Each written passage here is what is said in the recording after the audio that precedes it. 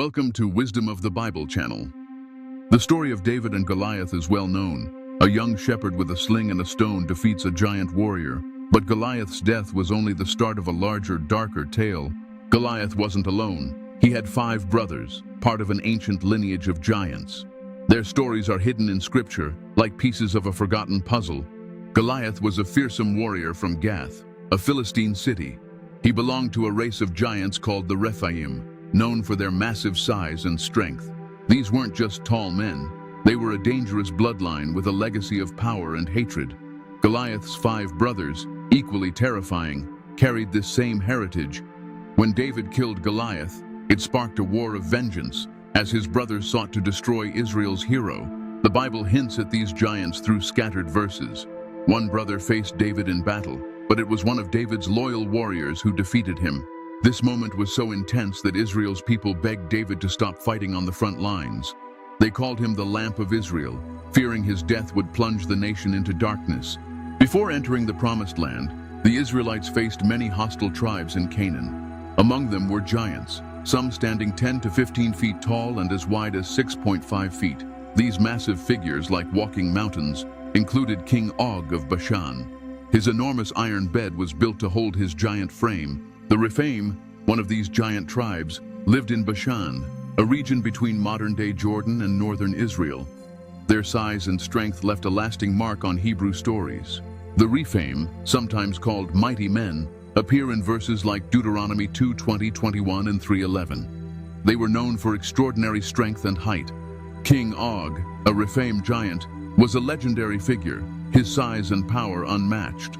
Another group, the Anakim, also lived in Canaan. When Hebrew spies saw them, they felt like grasshoppers in comparison, sparking fear and doubt among the Israelites.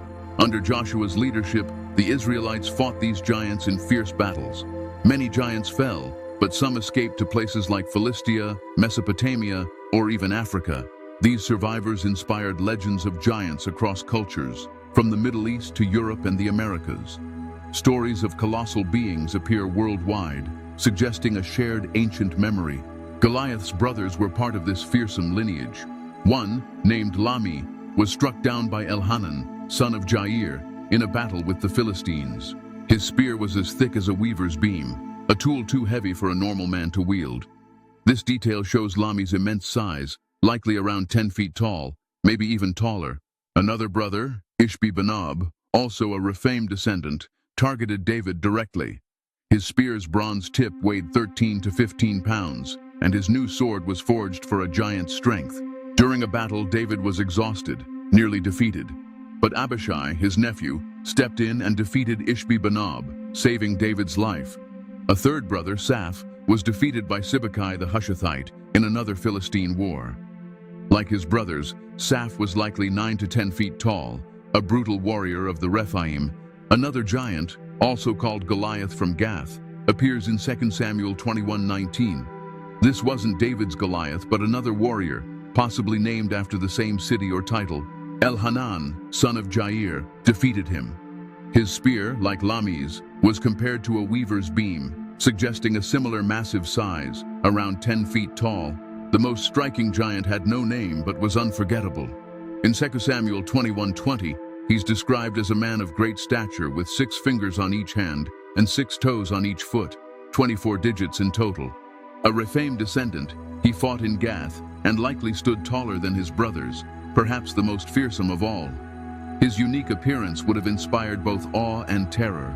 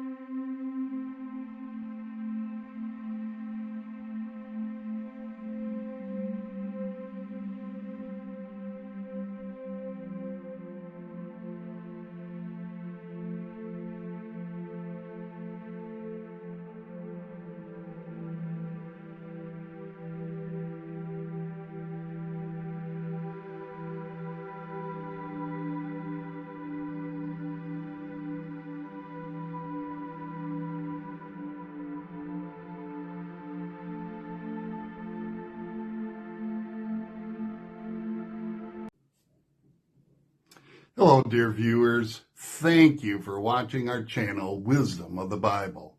I personally invite you to subscribe to our channel. It supports us and helps us create more videos. Thank you, and God bless you.